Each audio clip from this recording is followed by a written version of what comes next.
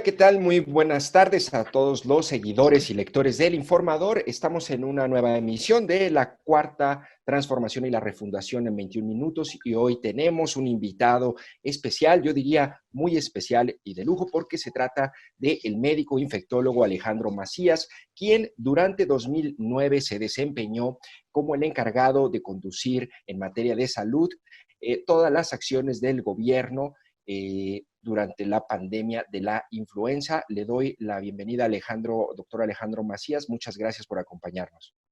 Hola, muy buenos días. Gusto de Gracias, estar con doctor. ustedes. Buenos días, doctor. ¿Qué tal? ¿Cómo Gracias y están? Buenos como días. siempre nos acompaña también Evelyn Olvera, mis compañeros periodistas, y Diego Petersen. Si gustan, vamos a comenzar. Hay muchas dudas y muchos temas para conversar, pero me gustaría iniciar con una pregunta y después le doy paso ya a mis compañeros Diego y Evelyn para que también hagan sus preguntas al especialista, al doctor Alejandro Macías. Doctor, con la información que tenemos el día de hoy, y ante los mensajes de los políticos que nos dicen que ya domamos la pandemia, o que tenemos diferentes pandemias en distintos estados, o que tenemos un subregistro de funciones o una falta de pruebas suficientes con respecto a otros países, en estos momentos, doctor, ¿podríamos establecer en qué momento o de la epidemia o de la pandemia estamos en México? Porque en básicamente 10 días reiniciamos actividades. A ver, bueno, de tus planteamientos, pues al menos son parcialmente ciertos la mayoría. Es verdad que no estamos en el mismo momento de la epidemia en toda la República. La epidemia entra en distintos tiempos, en distintas regiones, a veces hasta en distintos sectores. No es lo mismo los niños en las escuelas que el sector educativo, comercial, por ejemplo, los espectáculos. Es verdad también que hemos hecho pocas pruebas, también eso es verdad. Y también es verdad que estamos un tanto a destiempo. Yo pongo solamente como ejemplo los países europeos que entraron en esto fácilmente un mes o mes y medio antes que nosotros, apenas están haciendo sus planteamientos de salida. Nosotros, si vemos la curva, otra vez, no es lo mismo Ciudad de México que Guadalajara, que la región del Bajío, que Monterrey. Cada quien tendrá sus propias curvas. Pero si uno ve la curva en la mayoría de las regiones del país en México, la curva va hacia arriba. Aquí no hay más que, o vas hacia arriba, o estás en meseta, o ya vas hacia abajo. Hacia abajo yo no veo prácticamente todavía ninguna. Y en general, para plantear ya una salida, hay que empezar a ver que la curva ya va en descenso. Insisto, en la mayoría de las regiones de México, la curva todavía va para arriba. Es más, yo siento que ni siquiera en Ciudad de México ya se ha llegado a una meseta. Yo creo que todavía está para arriba. Doctor, en ese Diego. sentido, hay como mucha inquietud, mucha información contradictoria, y de repente da la impresión también de que no hay nadie que tenga, digamos, una bola mágica. Hay mucha todavía desconocimiento sobre el propio virus, sobre el tratamiento, sobre incluso se han planteado los medios de contagio, si las superficies lisas contagian o no. ¿Cuál sería, digamos, en ese sentido, el pronóstico más, ahora sí que usted pueda ver hacia el fin de año? O sea, ¿esta es una epidemia que va a pasar este año y nos va a dejar en paz, o vamos a estar yendo y viniendo con información cada vez más contradictoria? Mira, Diego, esta es una epidemia que llegó para quedarse buen rato. Este es un virus muy contagioso y por sus características no se va a estar en paz hasta que no haya contagiado probablemente al 70-80% de la población. Entonces, si no hay una vacuna, hay que sacar cuentas nosotros mismos de que la posibilidad de que nos vayamos a enfermar de este virus es alta, por lo cual tenemos que estar en las mejores condiciones posibles. Ahora, mucho depende de cuánta gente es capaz de, digamos, de infectar en la primera ola la epidemia. De acuerdo con estudios internacionales, eso es un mínimo de un 5% y un máximo de un 20% más o menos. Lo cual quiere decir que cuando se vaya la primera ola, que todavía no salimos, va a haber enfermado cuando mucho el 20% de la población. O sea, en México nos quedarán 100 millones por infectarse todavía. Entonces, lo más probable, todo este antecedente técnico es para decirte eso. Lo más probable es que si quedan 100 millones por infectarse, pues vamos a tener rebrotes en octubre, en noviembre, en épocas de frío, y muy probablemente va a coexistir con la influenza para la siguiente estación. Y eso puede poner en riesgo en otros momentos el sistema de salud. Es decir, Absolutamente. no sabemos si va a llegar a olas de 20% en periodos cortos de mes y medio, 2 meses. Claro, no sabemos ni siquiera si la segunda ola o la tercera ola es más leve que la primera. Estamos suponiendo que la vamos a poder manejar mejor porque ya tenemos experiencia, porque no nos va a agarrar desprevenidos, pero yo también creo que si queremos tomar modelos de países que han resuelto esto exitosamente, pues veamos hacia modelos, por ejemplo, los alemanes, los coreanos, y los modelos significan que tenemos que hacer muchas cosas. Esas muchas cosas que tenemos que hacer tienen que ver con, por ejemplo, hacer más pruebas de laboratorio, detectar más tempranamente a la gente, buscar a sus contactos, tener una mejor coordinación con la información de los hospitales, regionalizar esos esfuerzos, porque es evidente que muchas de estas acciones no las va a poder hacer la federación, digo. O sea, nos dicen que la federación va a pintar un semáforo de colores y te va a decir, por ejemplo, pues entonces Jalisco está en verde, o está en amarillo, o está en naranja. Bueno, Jalisco no es una región, Jalisco es una multitud. Y pintar eso de distintos colores va a requerir que el gobernador tenga un copiloto que es su secretario de salud y sus instrumentos de navegación que son las pruebas de laboratorio. Si un gobernador de cualquier estado de la República está esperanzado a que de la federación le estén dictando todo lo que tiene que hacer, estamos perdidos. Aquí se va a ver cuáles son los gobernadores que pueden y cuáles son los que no pueden con el paquete. Doctor, y sobre el escenario de una posible vacuna, que los más optimistas dicen 12, 18 meses, pero también hay que añadir la producción, la distribución, y por el otro lado, digamos, los medicamentos terapéuticos para poder paliar y no la vacuna concretamente, estas dos vías, ¿qué tan factibles son para contener o frenar la epidemia en el largo plazo y evitar estos rebrotes o esta convivencia que prácticamente vamos a tener durante, me imagino, años con el coronavirus? Sí, mira, Jonathan, yo no veo una vacuna antes de 2 años ya distribuida en México. Si bien nos va. Estamos dando por hecho que va a haber una vacuna. No lo demos tan seguro. Porque, por ejemplo, para algunas enfermedades como el VIH-Sida nunca hemos podido tener una vacuna. Entonces, ojalá que tengamos la vacuna, pero tampoco podemos jurar que lo vayamos a tener. Es más probable que antes de eso tengamos algunos medicamentos con actividad contra el virus. Algunas otras, o anticuerpos, por ejemplo, que se desarrollen, anticuerpos que se llaman monoclonales contra el virus. Yo creo que sí ya podríamos esperar verlos a finales de este año, de acuerdo a cómo van los grados de avance. No, pero ninguno de los dos son una buena esperanza. No es esto la influenza. Uno de los errores que tenemos más comunes es comparar esto en todo contra la influenza, pero es que esto no es la influenza, ni tenemos una vacuna, ni se comporta igual, ni se transmite igual, este es más contagioso, ni tenemos un medicamento como sí tenemos para esto es muy diferente. Doctor, dice que hace falta hacer más pruebas, pero ¿cuántas? ¿Hay algún número recomendable de pruebas que deben aplicarse por cada 100,000 habitantes para dimensionar el asunto? Mira, el número no es absoluto, pero te voy a dar un tip que me sorprende que mucha gente no conozca. Si tú estás haciendo pruebas de detección del virus y tu prueba es buena y están saliendo demasiados positivos, es que estás haciendo muy pocas, ¿ok? Porque no estás buscando lo suficiente. ¿Cuánto es eso? Pues si nos vamos a la experiencia, por ejemplo, de los coreanos, los alemanes, tu índice de positividad no debe superar mucho el 5%.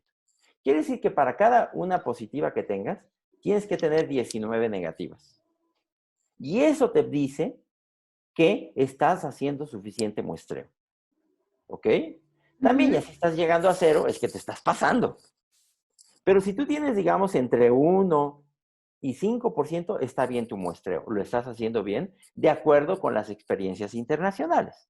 Entonces, ¿qué tenemos? En México, por ejemplo, tenemos índices de positividad de más del 20%.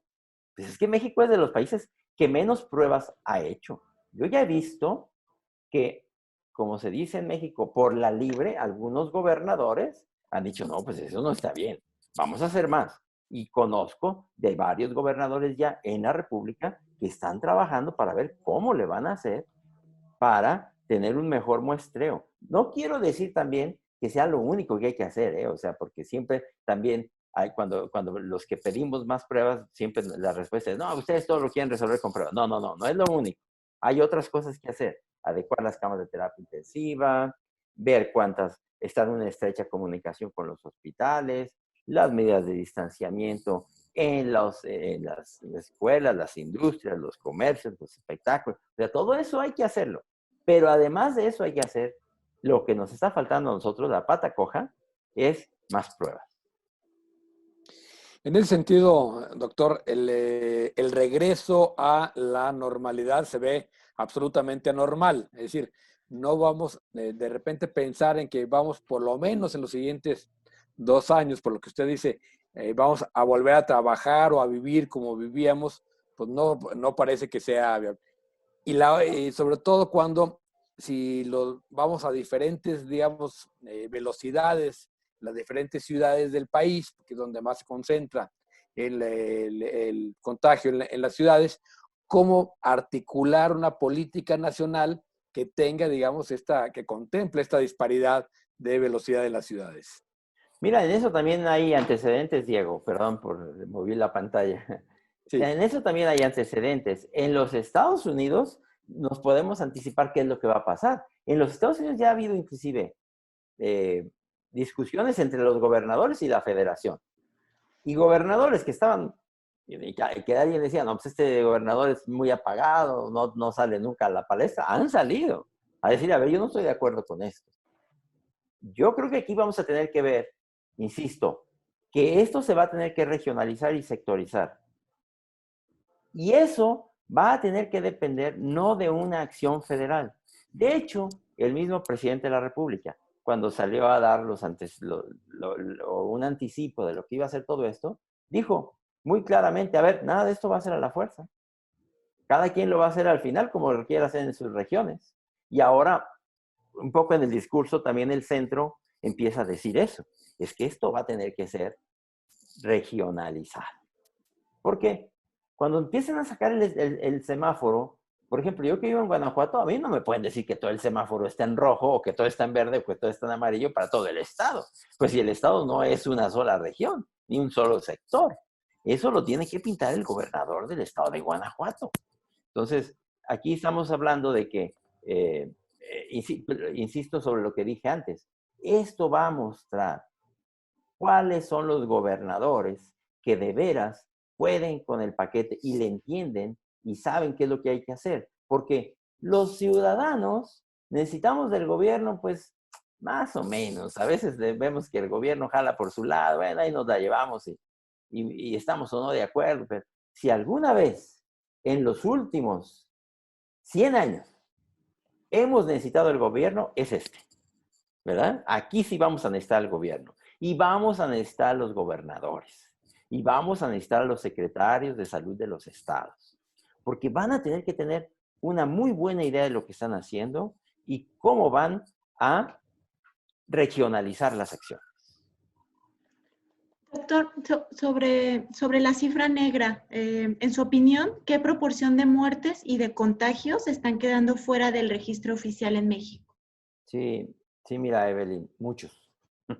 Pero, a ver, primero me gustaría partir del planteamiento de que no hay seguramente una mala fe del Estado, del gobierno en esconder casos. Es que simple y sencillamente la metodología no les da para medir bien.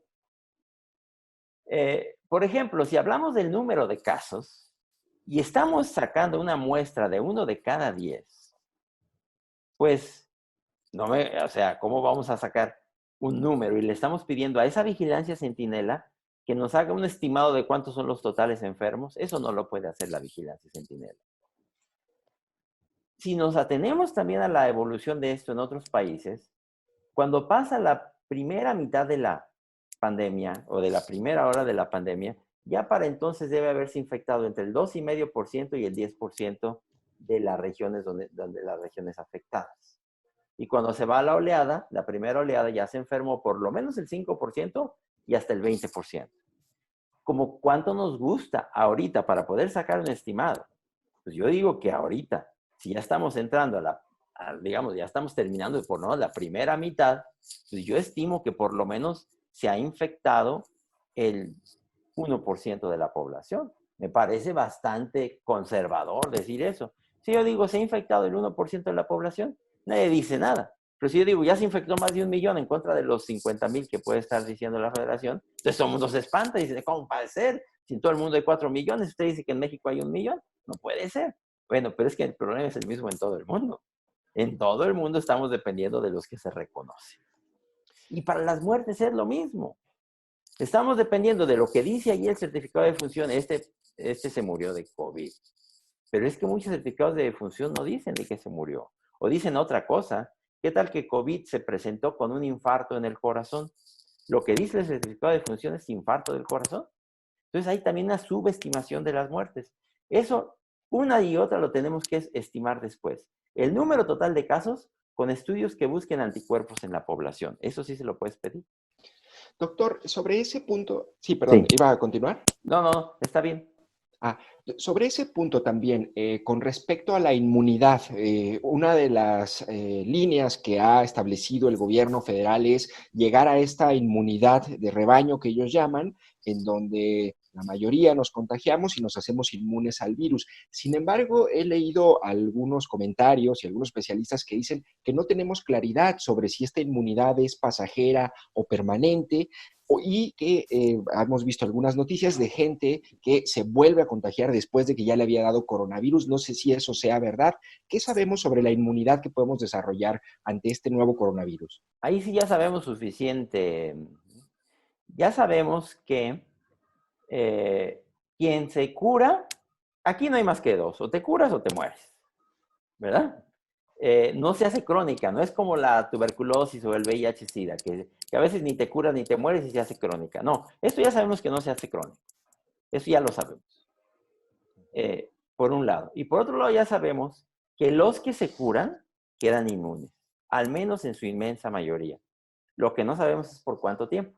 Pero sí podríamos razonablemente decir que quedan inmunes por un buen tiempo. Por lo menos un par de años, de acuerdo a lo que pasa con otros coronavirus. Es que se han reportado casos de gente que se curó y luego se volvió a enfermar. No es cierto. Lo que se ha informado es gente que dio una prueba negativa y luego le volvió a dar positiva. Esa prueba negativa puede perfectamente ser un falso negativo. Hay gente que tarda mucho en limpiarse del virus, hasta 6 semanas o más. Quiere decir que si tú le estás haciendo pruebas, pues todavía detectas el virus o el ácido ribonucleico del virus, pero la persona ya está bien, a lo mejor ya ni siquiera contagia, pero el virus todavía está ahí. Y si tú le tomas 6 pruebas y la tercera te dio negativa porque fue falsamente negativa, pues no quiere decir que estaba curado o que ya no tenía el virus. Lo que hay sí es casos de gente que tarda mucho en aclarar el virus, pero reinfecciones que ya te haya dado y te haya vuelto a dar, no hay un solo caso demostrable en todo el mundo. Entonces, sí deja inmunidad, no se hace crónica y la inmunidad de rebaño debe llegar a funcionar cuando se acumulen los suficientes. Muchas gracias, doctor. ¿Y es recomendable en ese sentido promover la inmunidad de rebaño? Digamos, ahí vemos casos como el de Brasil, que es verdaderamente absurdo, el presidente Bolsonaro, ¿no? Sí. O casos como países de África donde se espera que va a pasar como una tormenta y va a infectar muy rápidamente a una gran cantidad de población. Sí, no, eso es temerario, Diego, por decirlo menos. Además, como dicen en Estados Unidos con los bancos, es fácil tomar decisiones con el dinero de los demás, ¿verdad? Con la salud de otros. Claro, es fácil tomar decisiones con la salud y la vida de los demás, no con la tuya propia. Porque, por ejemplo, siempre se aduce al gran éxito de Suecia. Primero hay que decir que nadie ha dicho que es un éxito lo que ha hecho Suecia. La Ni ha gente terminado. Ni ha terminado. Ahora, la gente por sí misma en Suecia estableció un distanciamiento social. El sistema de salud de Suecia es sustancialmente mejor que el nuestro y, además, Suecia es un país 12 veces más pequeño que México. Y tiene, si México ya lleva 6,000 muertos, Suecia tiene 3,500. No me digan que eso es un éxito. Contra Finlandia, que está ahí vecino de ellos, que tiene por unidad de población 5 veces menos muertos. Lo que pasa es que lo que dice Suecia es, no, vamos a jugar a largo plazo y si todos nos vamos a enfermar, pues de una vez. No, pero es que con eso vas a colapsar el sistema. Es temerario, por decirlo menos, y eso no se puede hacer. No en México, por lo menos, porque vamos a colapsar los hospitales. Si así ya hemos visto hospitales a punto de colapso y lo que nos falta por ver, si hacemos eso va a ser un completo caos, una catástrofe de salud. Doctor, yo quisiera saber qué se espera a partir del 1 de junio, que se supone que termina la sana distancia y además comenzará a reactivarse la economía. ¿Qué escenario se espera para México? Mira, a mí, yo lo que te puedo anticipar es que cuando empiecen a sacar cuentas van a decir, ah, caramba, pues no, es que no habían bajado tanto como pensábamos. Siguen creciendo los casos, todavía estamos en junio. Si ves la forma de la curva es que vamos para arriba, todavía no vamos para abajo. Entonces, lo que va a pasar es que va a llegar 1 de junio y decir, es que siguen para arriba. O todavía no están para abajo, todavía hay una meseta. No, pues cierren aquí, cierren allá. Y eso va a ser un poco difícil. Yo creo que tendríamos que ir otra vez a un modelo más como el coreano, en el que puedas mantener una actividad. Yo no digo que esté mal volver a abrir la actividad económica, cultural, educativa, comercial, industrial. Está bien, hay que hacerlo un día. Pero es que no podemos hacerlo a ciegas. Tienes que decir, a ver, las empresas van a abrir. Y aquí está todo un plan de distanciamiento social. Pero es que eso no es suficiente. Te puede pasar como la industria de la carne en Estados Unidos, que tenían todo su plan y cuando menos acordaron un día en la mañana se dieron cuenta que tenían cientos de enfermos y muchos en terapia intensiva. No se puede así.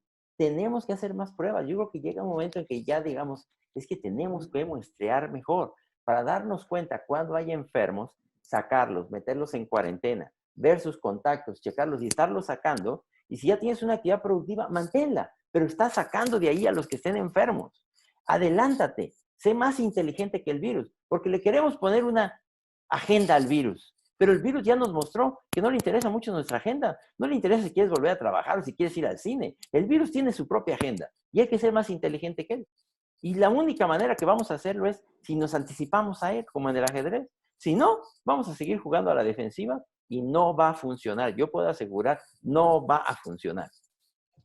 Doctor, muy interesante todos estos comentarios y conocimientos que nos comparte. Lamentablemente se nos está acabando el tiempo. Para cerrar, no sé si usted quiera compartirnos algún comentario adicional sobre el tema, doctor.